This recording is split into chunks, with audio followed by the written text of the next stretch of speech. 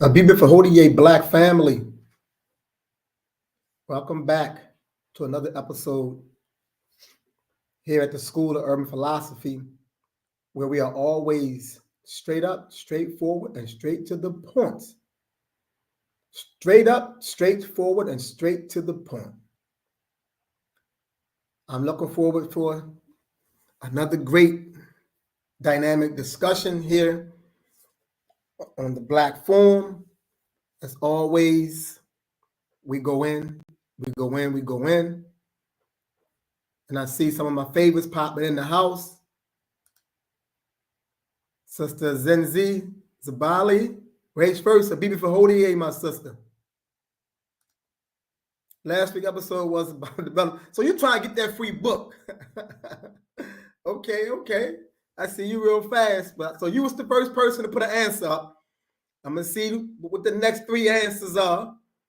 And I'm not going to say, what's what. But these are the three books right here. So I'm going to give away this book. That's one. African People in European Holidays, A Mental Genocide, David Walker's Appeal, and the autobiography of Malcolm X. So I am an advocate of reading, studying, self-correction, transformation. I believe with all my heart and every fiber of my being that people can only move forward to the degree that they transform themselves. You don't get out the mud by wallowing in the mud. You don't get out the mud by complaining about being in the mud. You don't get out the mud because you're upset because you got mud on you. You get out the mud when you make a decision to get out the mud. You make a decision and then you act on that decision. And that's what I feel when it comes to us as a people. We transform ourselves so we can move ourselves forward. Because advancement and upliftment is what it's all about. We can talk about sovereignty all day as a people, and we do. A lot of us talk about sovereignty nowadays. It's a catch term. African sovereignty, and we are aspiring for African sovereignty. But we got to be real clear about a lot of things. That sovereignty comes about. Sovereignty follows mass movement. It follows change, radical and revolutionary change. Sovereignty follows that. We can't hope sovereignty into existence, and we can't wish sovereignty into existence. Sovereignty is willed into existence. It's a product of a people's intent and will to manifest sovereignty. It's what you manufacture. And things that we manufacture follows the state of our consciousness. The state of our consciousness. So let's see. So last week, I said the first three people who could tell me about last week's episode will receive a book. All you have to do, you inbox me, give me your mailing address, and you cover your shipping, and you got a book. So my sister Zenzi was the first, and where's she at? She put up. Where'd she go to? Did you take it down, my sister? Oh no, it's right here. So Sister Zenzi says last week's episode was about developing Black consciousness.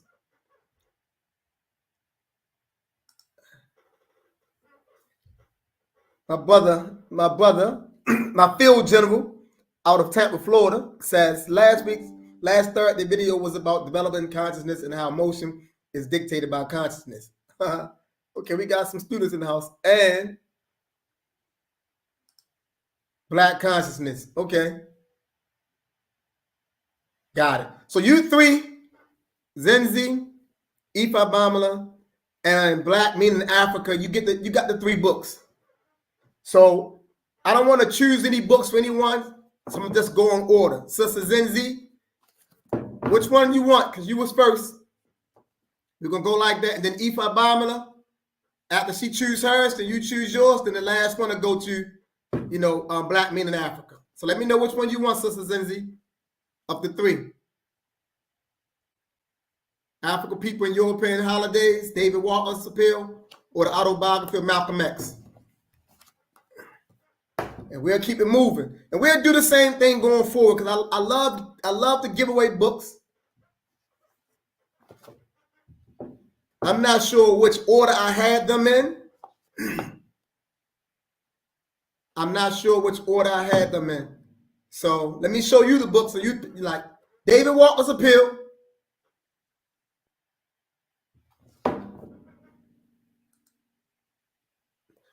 Okay, you got David Walker's Appeal.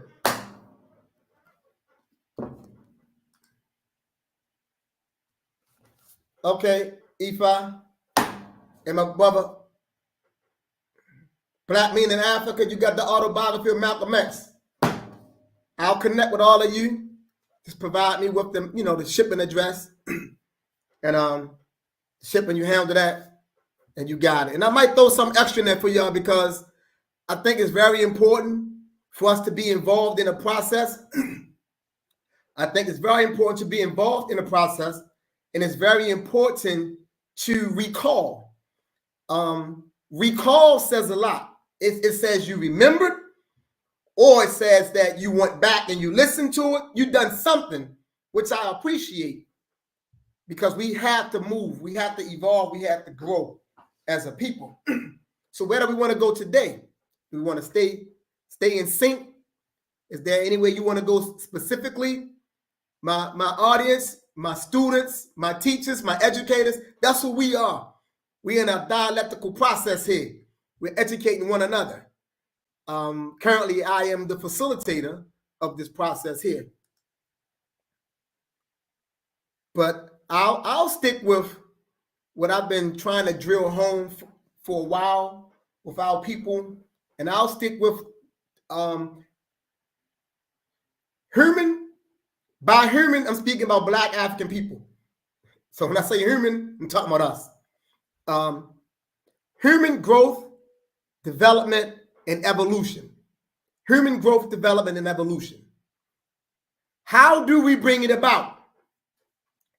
And what I mean, beyond the physical growth and development, the human growth and development, I'm focusing on the higher faculties of us as a being, as a spirit being, the higher faculties of us as a spirit being, our integrity, morality, in that particular area, ethics, morals, values. How do we develop to the degree that we are able to deal with and respond to adversity when it occurs in our lives?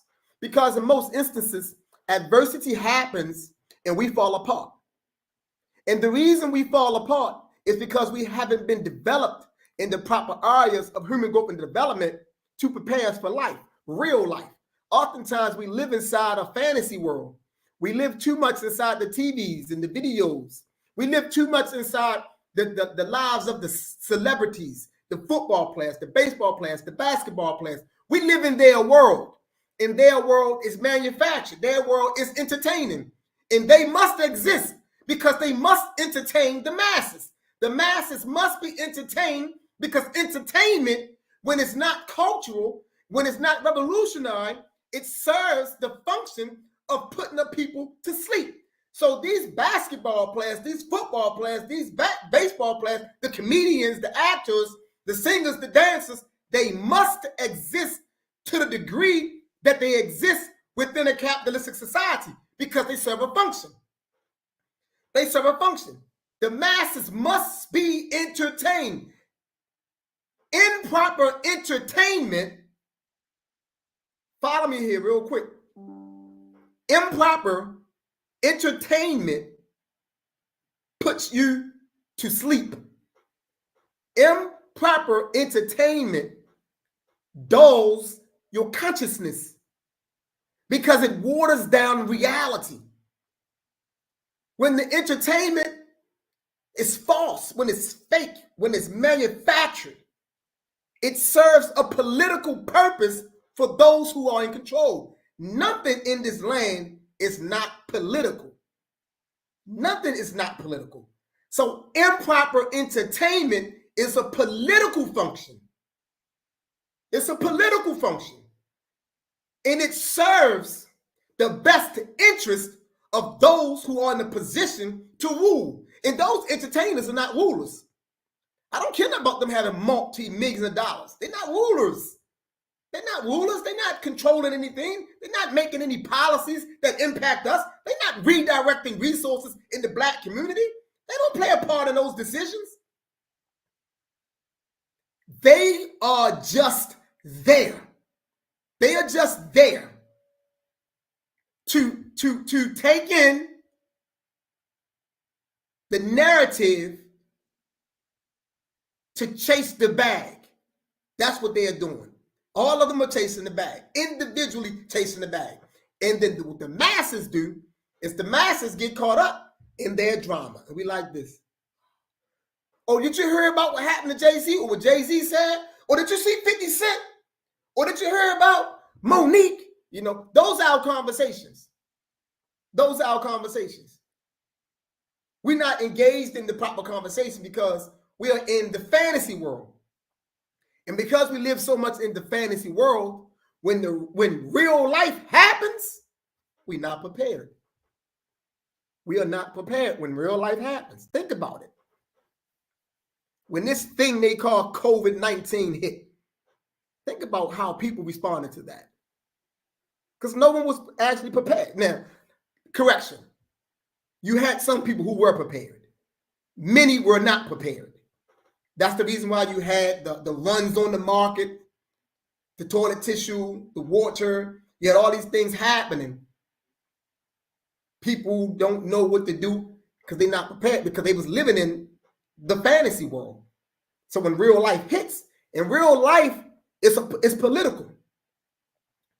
Real life is political. And when you live inside a society as a people that does not control that society, you're at the whims of those who do control that society. So your existence is contingent upon however they feel. Your livelihood is based on how they feel when they wake up in the morning. If they're upset and mad, they take it all on you through policies. And so as long as we live in a society and we don't have a stake in that society in terms of how the resources are going to be moved, how the economic system is going to be organized, we are in trouble.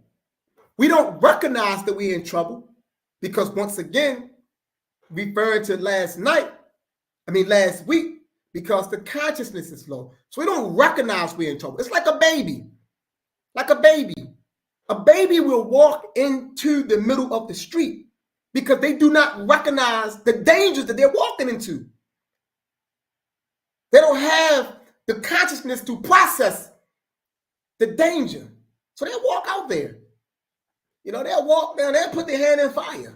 They'll do things that we as adults wouldn't necessarily do. But then take us as adults on another level, on a political level. When they get to the politics of life, we behave like infants. Like infants. We don't have a clue as to what we should be doing, who we should support, who we shouldn't support, how we should organize, how we should move, how we should leverage our power, how we should have a double standard when we run businesses. We don't have a clue. We don't have a clue what to do on this black and white chessboard that they call life. We don't have a clue. No? We're going up against people that got, 8 queens. we playing. We done lost our queen. We done lost both our bishops. Both of the knights are gone. The rooks are gone. We got a bunch of pawns on the board, and we trying to win. We don't have a clue. 100 people own the sports teams. Athletics bring in $400 billion annually. They not just keep us in fantasy land, they also profit from us. This process can last a lifetime if they choose. That's the point that I'm making. These things exist because of where we at in consciousness, right? So with the analysis, see, the observation is real, but the observation has to be broken down to explain how the phenomenon exists. It exists because of the level of the consciousness. So with the observation becomes an obligation for us to address it.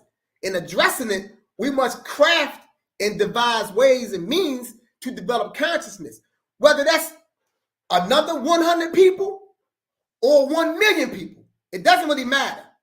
Whether it's 10 people. At the end of the day, we have to be engaged in a process to raise consciousness so we can address the imbalances, the social, political, and economic imbalances that exist in the society that we find ourselves within, because they are real. So yes, the fantasy world that I speak about only could happen because the consciousness allows us to be in the fantasy world, because the consciousness isn't developed enough to see beyond the fantasy and see the real world, because the mechanisms that are at work, many of us cannot begin to process. And that's why I made the analogy between us, adults, and babies or children or infants. It's a matter of consciousness. It's a matter of consciousness. Yes. So you got these individuals right here that has the money that they have, but these people work inside this particular system that I'm talking about. See, for me, these people right here, and I'm specifically talking about, the black athletes, the black entertainers, the black rappers, and so on and so forth.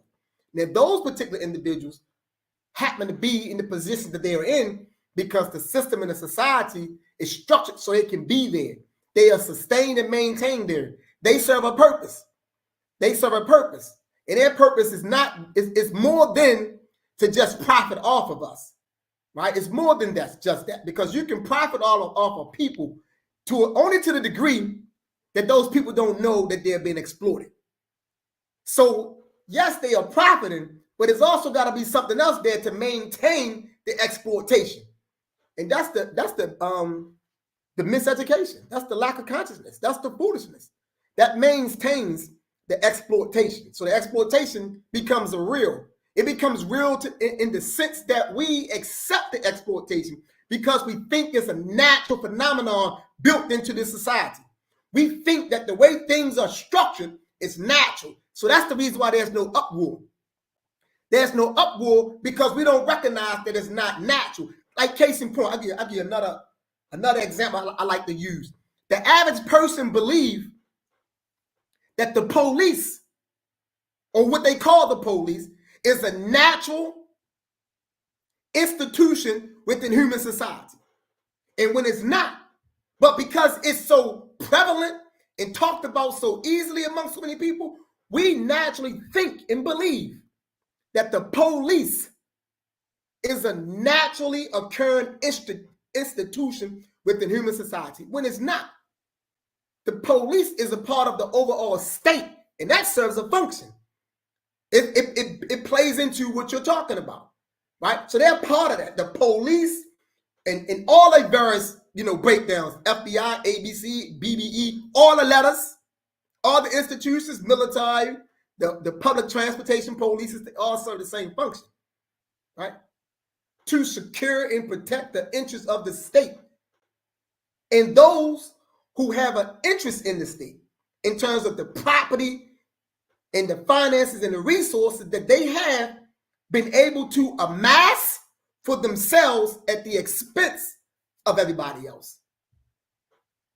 But if you're not raising the consciousness of people, they'll never come to the realization that the police is not a natural occurring institution, that there are points in human history when there was no police and people wasn't robbing, raping, stealing, killing one another. But if the consciousness is not raised, people don't know that. So we assume that, oh, this is just a naturally occurring institution. We're not going to say anything about it. We're not going to question it or nothing because we just think it's natural.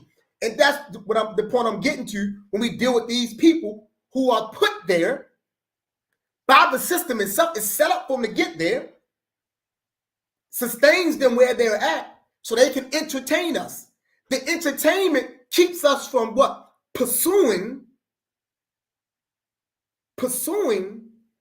educational advancement for ourselves, personal self-growth and development for ourselves, raising consciousness, awareness. It prevents us from pursuing those things because the entertainment keeps us going. You know, the little girl, Sexy Red, them popped on the scene within the last 2 to 3 years or something like that. She just popped out of nowhere, you know what I'm saying? On the scene.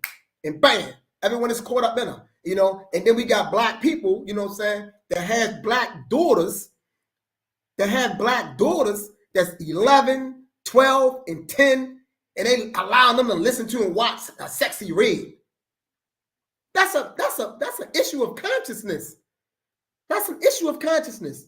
So consciousness has to be addressed. It's something that we can't address. We have to address consciousness and push for, you know, a raising of consciousness. How do we shift the attention of the consciousness from the agenda to get rich? Most black people believe wealth is the key to liberation. Once again, that's a beautiful question. Beautiful question. How do we shift the attention? It will not happen overnight. It is not instantaneous. It requires work. It requires proper propaganda. And what I mean by proper propaganda is the correct and the systematic use of disseminating information for the sole purpose of uplifting and advancing black people. Right? That's the propaganda. Whether that's billboard, whether that's, you know, YouTube channels, podcasts, whether that's Facebook pages, whether that's books that we're writing, documentaries, we have to disseminate a broad array of the proper and the correct information. Unfortunately, we don't have enough people who have the awareness. So it's kind of like the situation of what came first, the chicken or the egg, right? We kind of in that situation, right? How do we get there? You know, how do we move? Because the low consciousness is running rampant. So those who do have a level of consciousness are being overrun by the lack of consciousness. The only thing we could do is wherever we are at, those of us who are aware, is to tone down on the excessive critique and focus more on educating those who we know are receptive. We have to reach every single individual that we can reach and elevate him or her or them to help bring them along. And then begin to build coalitions. We should have networks. It's only a small amount of us in all these different places within the USA. We should be connected up. We have to be very, very intentional about doing that. Excuse me. I just got finished eating something. We have to be very intentional about doing that. And we have to push for the highest quality. The highest quality. We have to push for the highest quality. And we have to help our people to understand that we want quality. We don't want a bunch of people who don't have quality. We don't want a bunch of people who don't want to read to really understand, who don't want to be involved in dialogical discourse to deepen their awareness. We don't want people who are unwilling to listen to watch a documentary. We don't want people who are unwilling to do research. We don't want people who are unwilling to perfect their craft. If your craft is economics, then you need to learn as much as you could about Black humanistic economics. We need that. If your craft is sociology, then go learn Black sociology. Learn who we were. If your craft is archaeology, then go learn it. If your craft is history, then you go master history for us but master it so it can become a liberation tool. If your craft is, learning the Metro meta language, then master the language. Master the language. Find all the masters of the language and seek out their assistance and their guidance. This is what needs to be done. This is what needs to be done. Yes, like in the Matrix, we got to go one by one. That have always been my methodology. That I engage people looking for receptive souls. That's it. I'm only looking for receptive souls. Once I can identify that you're receptive, then we can work. We can work from there because I have something to offer and you have something to offer, and we'll work it out and we're working from there. But we have to tone down on just beating us up, just beating us up. We got to figure out like, okay, yeah, I see the problem, but in seeing this problem, I also see a solution. And let me bring forth this solution. That's the legacy of Black liberation. That's the legacy of Black liberation. If we start walking back through time and we start connecting, if we walk back through time, and let's say we started with, I'm gonna jump back some years very intentionally. And let's say we said Kwame Ture, and we walk back from Kwame Ture, you walk to Huey P. Newton, and you walk back to Malcolm X and Marcus Garvey, even Dr. Martin Luther King, you walk back through all of them, Hubert Harrison, Cyril Briggs with the African Brotherhood, you walking back through all the Clark McKay, you walking all the way back through Booker T. Washington, through W.B. Du Bois, through Henry McNeil Turner, you walking backwards through those sisters in the late 1800s that organized. You see what I'm saying? We talk about the Mary Church Terrell, the Susan B. Anthony's, the Ida B. Wells, the Mary McLeod Bethunes. We walk back. The one thing you see that all of them, regardless of what their ideological positions were, the one thing amongst other things, but the one thing that I like to highlight that they all had in common, they were solution-oriented. They were solution-oriented, and they was what? They was workers. They were workers. If they made an observation, they got to work to bring forth a solution. Simple as that. And that's what we have to do. That has to be the example. That's the legacy of Black liberation, being about the solution, not just over highlighting the observation. Yes, we messed up, man. I'm clear about that. We messed up as a people. Yeah, I can run down the list of stuff, that how backwards we are. But what's the solution? See, for me, the solution is education, raising awareness, organizing. So that's what I'm doing. That's part of the solution. We got to connect all of this. We have to connect all of this. We have to think in terms of solution. And part of that solution is being organized, not being little individual cells. Part of that solution is making sure we work on ourselves enough that we're not so traumatized about organizations. Because yes, you got some bad people out here that do some bad things in the name of Black liberation. That is true. You got some bad, wicked people that are doing some bad, wicked things in the name of liberation, Black liberation, and have done some bad, wicked things in the name of Black liberation. And some good people have been hurt by these bad people. But those bad people do not represent all of us. They're not a testament as to who we truly are, those of us who live and breathe Black liberation. So work on yourself. Get back in the lab and work on yourself. Patch that wound up. Patch that wound up. Heal yourself. Use your ancestors to heal yourself. And you get back in this fight. You get back in this fight and you connect with those organizations or those individuals or that person or that sister or that brother who you know is sincere. All you got to do is follow their track record. You know the sincere. If we get out of, popularity and just say, you know what, I'm looking for those who are sincere, that's really doing some serious work. Because the message is consistent. They got a consistent message, And not only do they have a consistent message, they have a history of producing results. That's what this is about. Heal ourselves, man, and get organized. Get in an organization, support an organization, be a part of an organization. That's what we got to do. We have to do that. We have to do that. That's a part of this work that needs to be done. Organizing ourselves. Spreading the message, spreading the word. Like those of you who come here every Thursday with me, spread this word. You know, I come here consistently to give of my heart to us. And I'm giving a whole lot in this 1 hour, 60 minutes, sometimes might be 65 minutes. All I ask is that if you're here with me, pass it on. Take the knowledge and pass it on. Support the page, the channel. Like, spread the knowledge, spread the word. Share it with someone. You know, like right now, you know, share this live. Like it. You know, if you haven't subscribed to the channel, go subscribe to the channel. Go to our website and put the website up.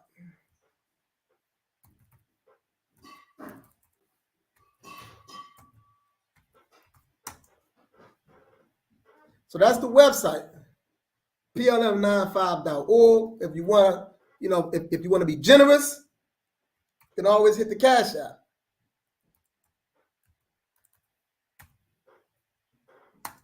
You know, you can support. If you don't want to do none of that, share it live. If you don't want to do none of that, just keep coming back. Keep coming back and allow the knowledge to transform you. But at the end of the day, do not stay the same person you are.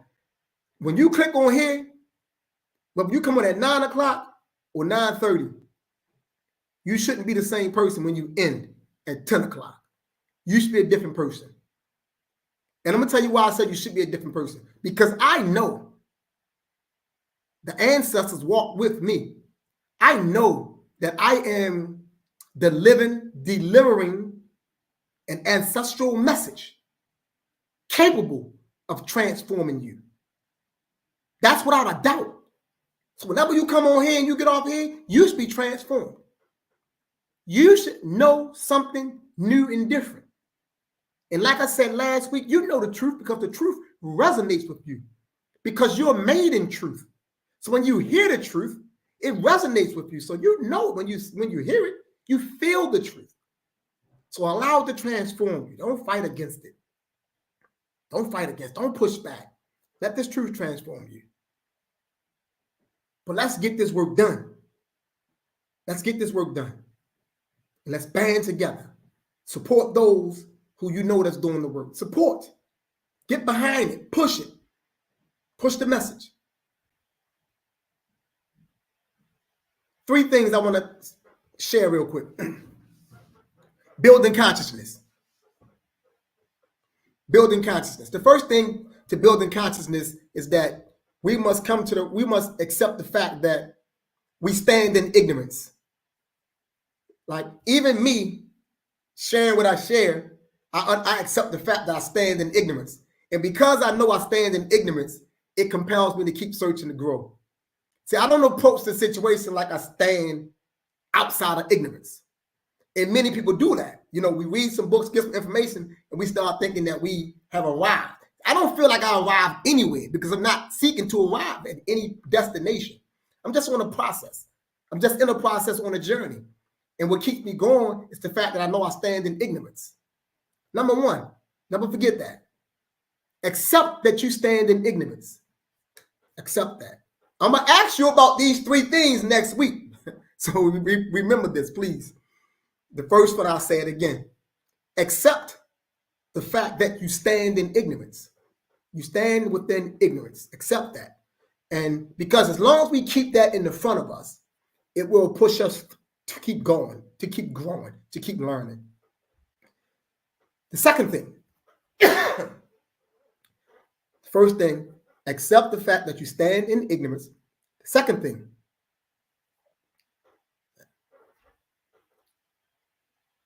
seek your knowledge with the intent of building yourself into a weapon.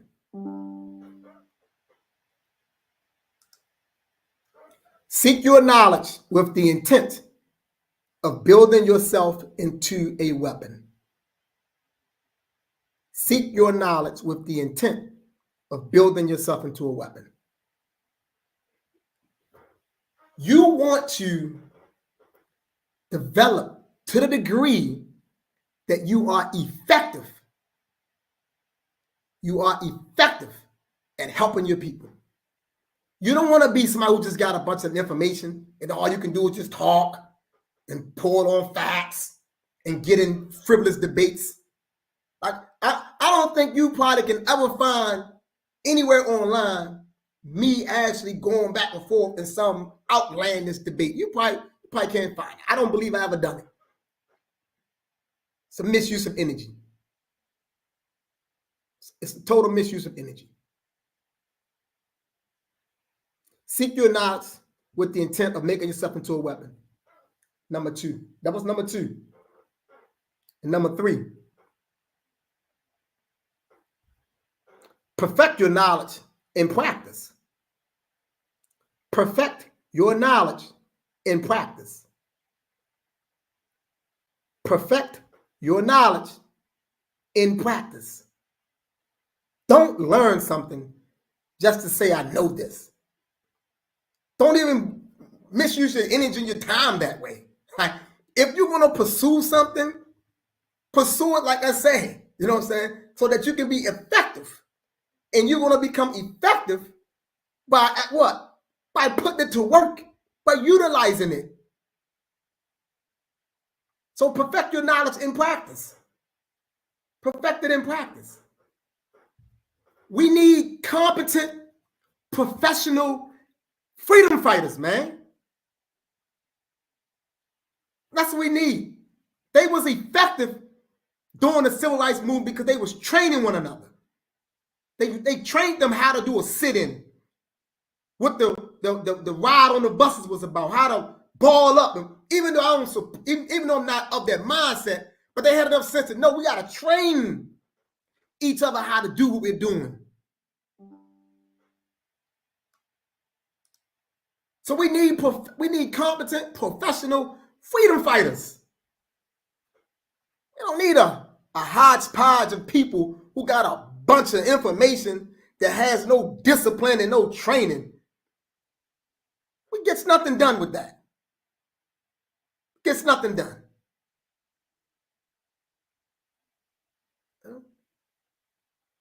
Nothing done at all.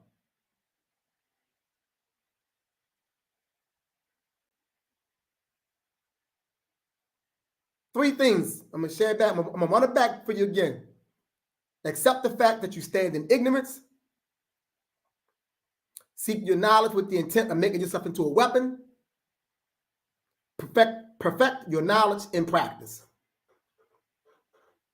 We need professional people. We got to stop thinking that to be in the struggle is just, you just wake up one day, oh, I'm going to be in the struggle. No, you need to go through a process. I need to train you. What do you know? Who you studied under? And that's the problem right there with us. You know, everybody just want to just pop out in the struggle. I want to be in the struggle. I want to help. I want to do this.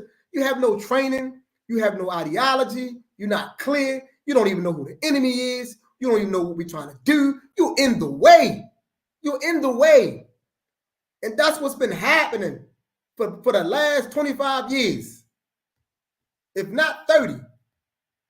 People just been in the way. And that has to change. That has to change. So we got to get real serious about this work.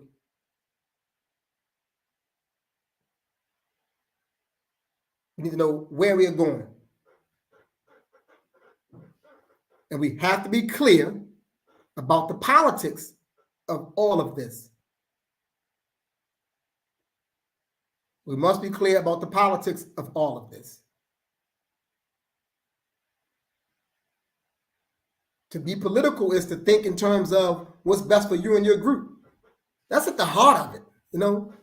Group interest is at the heart of it, man. You know, a Chinese person is not seeking office, you know what I'm saying, to just be in office. They seeking office to do as much as they can for the Chinese people. It's simple as that, you know. I'm not. If a Korean is running for any office, that is with the intent of getting in a position to be able to maneuver and move some resources in their favor. So, you know, we got to understand that. You know, we're the only ones that want to go into office and be coming in with this this false sense of neutrality. You're like, don't exist. It doesn't exist in politics. Don't exist. Everybody being neutral. Everybody's politics is biased. You know what I'm saying? So what's that? Everyone there is biased. And if you don't understand, that, you're already lost. If you don't understand that everyone there is biased, but you don't get that. You think you're walking into an arena of ethical, upright, morally guided individuals who are adhering to just laws and just policies and just protocols. Man, you're gonna get run over. You're gonna get run over, man. No, everyone there is biased. And listen, let me be very clear. And I'm not saying it as if that's a bad thing. Now I'm trying to get us to understand that politics is biased because it's inherently intrinsically about you and your group. It's the basis of it. So yeah, you go there biased. Yeah, you do what you can do for others, but you're trying to make sure that, something's coming over here. You're not just going to sit there and everybody get to talking about how they're going to move things around and you're afraid to speak up for your people because you've been convinced that you can't bring race in there. You've been convinced of that. Well, you can't talk about race, so you're afraid to even advocate for your own people, whereas other people are advocating for their people. It's understood. See, they come there with the understanding that all of my policies are for my people, principally. We're the only ones that end up there not knowing that. Once again, a lack of consciousness. The lack of consciousness is linked to what? The miseducation. So we've been miseducated so thoroughly that our consciousness is dim. And then many of us didn't go too far in their school system. Many of us didn't go too far in our own school systems. Many of us didn't pursue, any higher form of education. A higher form of education. I'm not necessarily talking about their institutions. I'm speaking in general. A higher form of education naturally develops you because it subjects your mind to a greater challenge, a greater intellectual challenge. And as human beings, Black men and Black women, African people, we require intellectual endeavors that's going to stretch us and expand us. We require that. So we must be able and willing to go into higher forms of intellectual engagement to expand ourselves.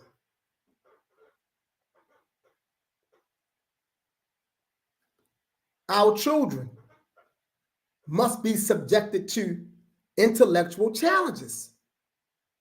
We can't allow our children to walk around and not be clear about what's going on. That's not okay. Our children need to be informed. We need to make them aware. We need to make them aware. Y'all still there? Y'all still with me out there? Y'all pretty quiet. I don't know how to take the silence. Help me out, my people. Help me out. Zen Z, you still there? 7779311. You still out there?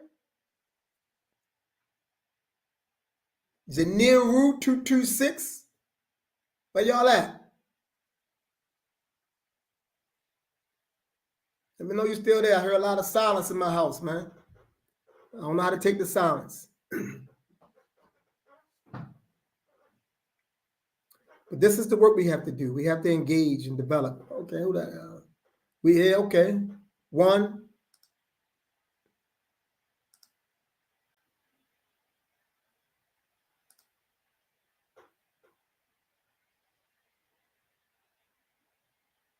How do we create political power? It's a great question. So at the core So I'm gonna break it down this way to answer that.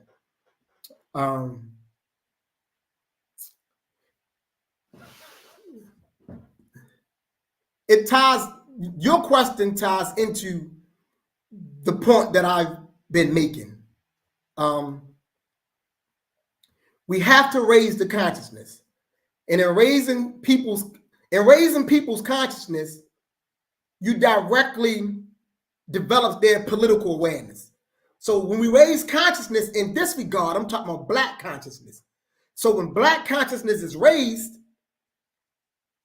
there's a direct correlation to political awareness. So as the Black consciousness is deepened, our political awareness is broadened. And once we broaden political awareness, we understand how to utilize our politics to wield power. So political power, it grows out of the consciousness of the people, Black people. And the consciousness of the Black people is what allows us to do what? To organize and mobilize. And when you mobilize the people who understand that they have to place their interests first in all areas, this is how we begin to get political power.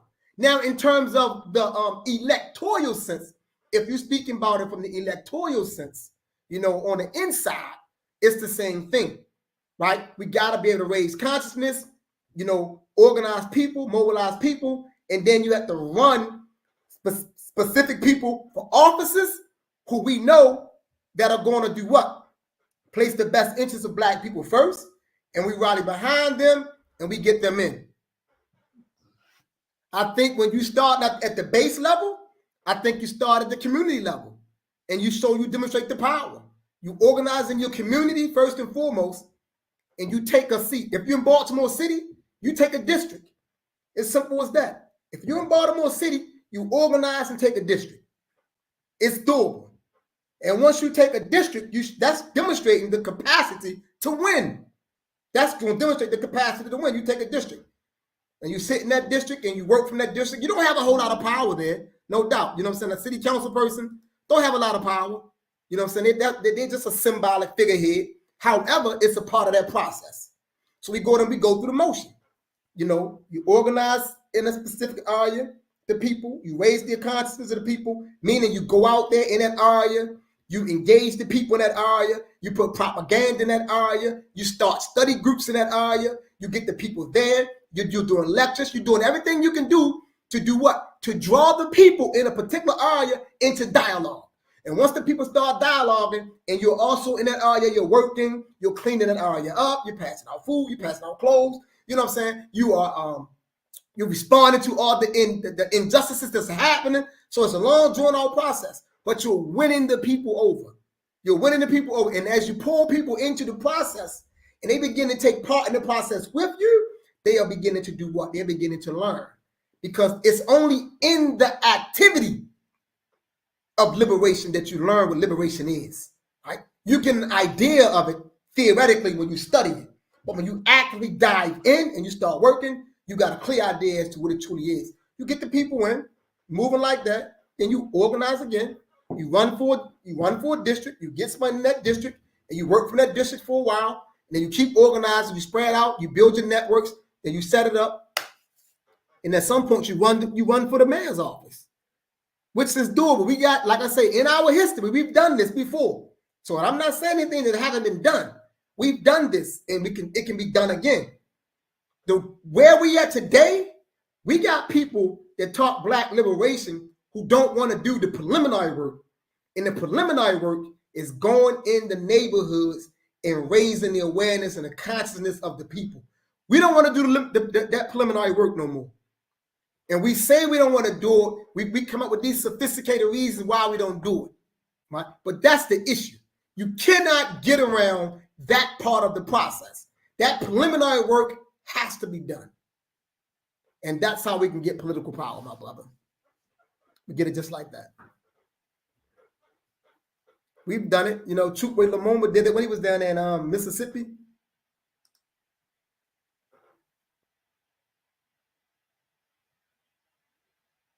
No worries. It wasn't I actually don't mind repeating myself.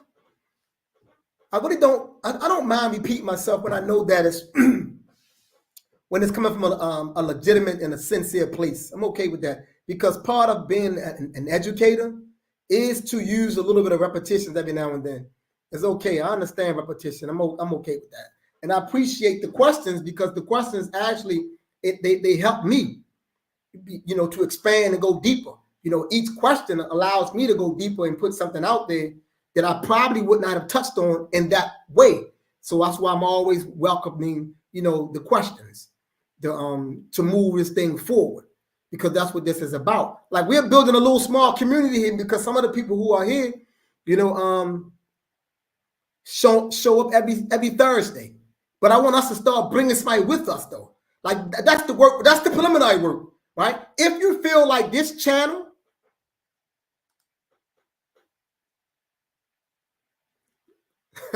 what do I feel about the local political scene here in Baltimore? 1 minute, I'm gonna answer that question. Let me clear this thought out. If you feel like this channel is a useful, beneficial channel, then invite someone here. Advocate for this channel. Get more people on this channel so we can start building right here in this channel. That's what we can do. That's the preliminary work. The preliminary work is helping to be a part of raising the awareness and the conscience of the people. That's what we got to do. Now, to the question, what do you think about the local political scene here in Baltimore? It's in shambles. It's a joke. And the reason it's a joke is because a great deal of the people who are in political positions, they are all following the same tradition. I don't care who they say they are, they say they stand for. They all follow the same political tradition, whether they say they're a Democrat or Republican or independent or whomever, right? They come from the same type of training. So they understand politics the same way. They don't. So if you understand a thing the same way, you're going to prosecute it the same way. You're going to execute it the same way. They don't understand it any other ways than how they've learned it, because they've come through the same educational channels to train them to move as they move. So the political scene here in Baltimore is a joke, but it shouldn't be a joke because it's primarily a black city. But the reason black people haven't taken control of Baltimore, because black people don't realize the power that they have. Black people in Baltimore are walking around asleep. Not all of us, I want to be very clear. Some of us are aware, but those of us who are aware, we're not organized. Like, we got little silo groups here or there. We're not organized. We're not networking with each other. We got issues with one another for no reasons at times. I don't like this person because he talked too forcefully. You know what I'm saying? So I don't like that. You know what I'm saying? He can jeopardize my career because I rely on these people to pay my bills. You got this kind of crap that's going on. You know what I'm saying? So you can't muzzle me with money. That's who I am. So I don't care where I'm at. I'm going to always speak a truth for black people. And a lot of people don't like that, because black truths irritates white people. And most black people who say they for black people are employed by white people. And so they don't want nobody around them that's speaking the truth that's going to irritate white people. They don't want them around them.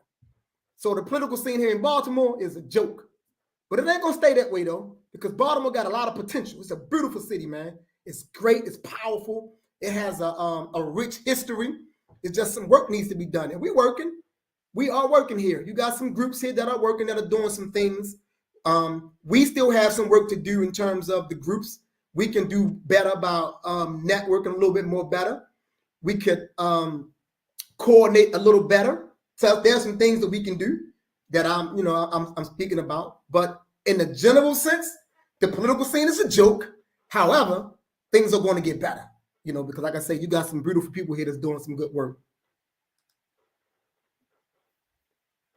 Okay, thank you. Yes, so we're in agreement with that. It's a joke. If we understand it. So it's like you can't say you can't say you come from a predominantly black city and that the people there are struggling.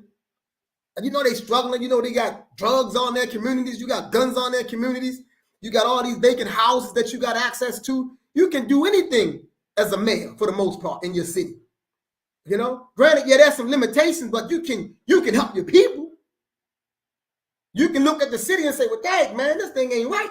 You know, I'm gonna figure out, you know, where the black contractors at. You know, you pull your whole administration together and you tell them, say, listen, bring me a list of all the black contractors in Baltimore City, because they out there.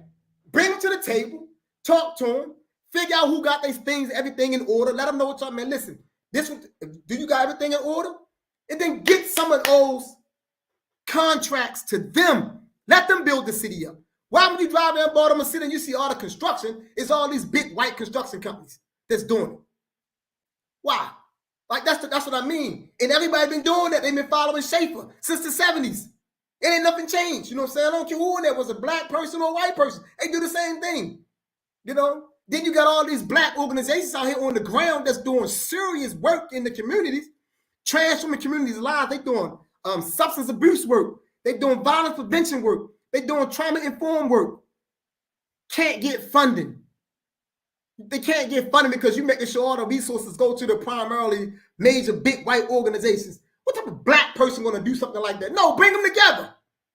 Bring them together and figure out why they can't get the funding. What's going on? What y'all need? What kind of assistance do you need so we can make sure we get these fundings to you? What do you need? Whatever you got, what you don't have in order. That's all you got to do. You're the leader of the city. So bring people to the table and talk to them. Figure out where they at, what kind of help you need, and get them the resources. You can monitor if you need to monitor it. You can get it done. Go in those neighborhoods and go talk to Big Mama, because almost every major community in Baltimore City has a resident there that's been there for a very long time, that has a rapport in her or his community, that's always trying to do something well for the community. You should know every one of them. That's how I would carry it. But hey, who am I? You know, I can say a lot of things, but I would do, right? Probably never get the opportunity to do it at that level, though. But I'm only sharing things that I know that's not hard to do. It doesn't take a genius or a rocket scientist to do these things. But the way that I'm thinking, I think how I think because I didn't come through their training.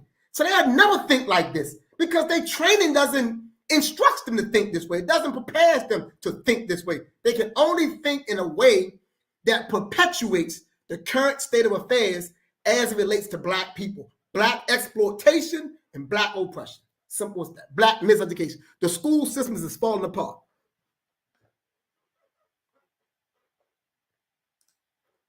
I see foreigners all over here in East Baltimore now building, which is great. Yes, yes. Case in point. Case in point. Right there. You see it with your own eyes. So, you know, you understand what I'm saying. Yes.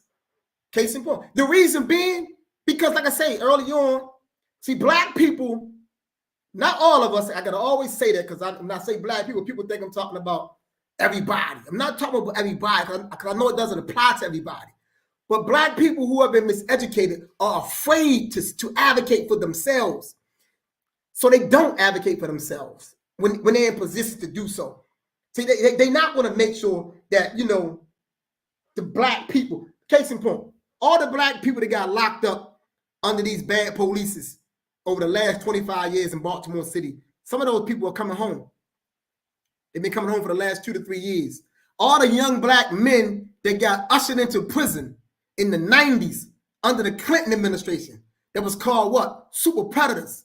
And now within the last 8 and 7 years, these same people who call them super predators gonna come forward and say, oh, we got it wrong.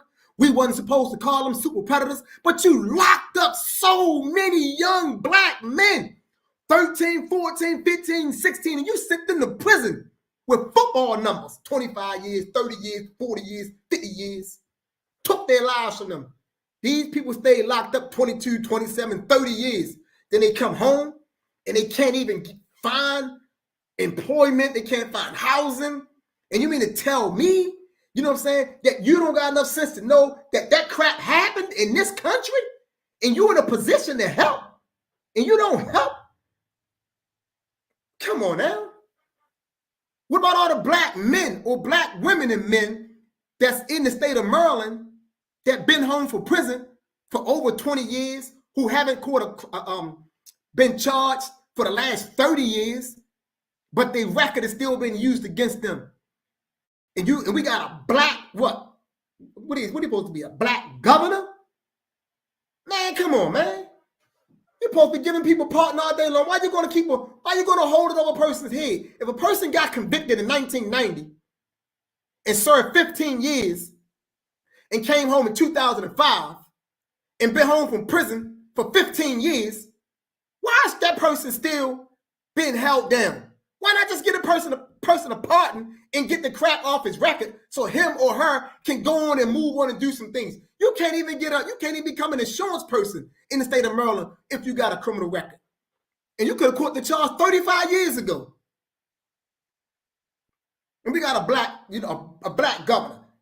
What damage is that going to do? How's that going to hurt? The person served their time. They done 15 years and been home for 15 years. They not on probation. They not on parole. So why not just get that out the way so this person can move on and become productive in society? Well, I'm going to tell you why they won't do it. Because to do for black people, we're afraid of the white gaze. The white gaze. We're afraid to offend or irritate white people. We don't want to be perceived as, oh, they helping out their own ways. It's foolishness. It's sheer foolishness. But it's a part of the education system they came up through, though. That's what's going on here in Baltimore. And I touched on Maryland a little bit, but primarily, you understand what I mean. That's what we're dealing with. But it is now 10 o'clock, and I can go forever. I enjoy talking to our people. I enjoy the dialogue, the back and forward. So 3 things. I said 3 things tonight that I need for you or somebody to remember next week when we come back. I want to see who paying attention. I want to see who listening, because I'm on here to really do some serious work. So I need to know that those of you who are joining me, you're here to do some serious work. We're going to be here every Thursday, y'all. Every Thursday at 9 p.m. We're going to get the work done. We're going to organize right here. We're going to build right here. So bring people here. Let people know about this station, this channel. That's what this is about, growth and development. The School of Urban Philosophy, where we always straight up, straightforward, and straight to the point, where we use information for the upliftment and the advancement of black people solely. We're not making no excuses. We're not apologizing for who we are. We're not doing that. This is our space, a black space for black people to hear a black voice. That's what this is about. 3 things I said. The first thing I said, accept the fact that you stand in ignorance. Accept that fact. Because you accept the fact that you stand in ignorance, that lets you know that you still got some more learning to do. And all of us has more learning to do. So therefore, we should always be on a drive and be on a grind to deepen ourselves, Keep learning. Number 2, seek knowledge with the intent of turning yourself into a weapon. Seek knowledge with the intent of turning yourself into a weapon. Weaponize yourself for your people. And number 3, master your craft in practice. Master your craft in practice. You should be doing it. Don't learn something that you're not going to put to practice. Don't learn it. You learn it, use it. Those are the 3 things I'm going to leave you with. I'm going to see what 3 people going to win a book next week. The first 3 people who can tell me those 3 things. Don't mess my wording up, so that's why I keep repeating it. Don't paraphrase it. I want you to give it to me verbatim. Don't paraphrase it. Give it to me verbatim. That's how I need it. I need to know you here with me in this moment. Because my ancestors, our ancestors, they're here with me in this moment. As always, black man and black woman, we must grind together. We must come together. We must grow together. Let's get organized and let's strive to raise the consciousness of our people by first raising our consciousness. Let's grow, let's evolve, and let's get busy. Let's get to the business of doing real work. And with that, Abibi for Hodier, race first, Hotep, stay the course.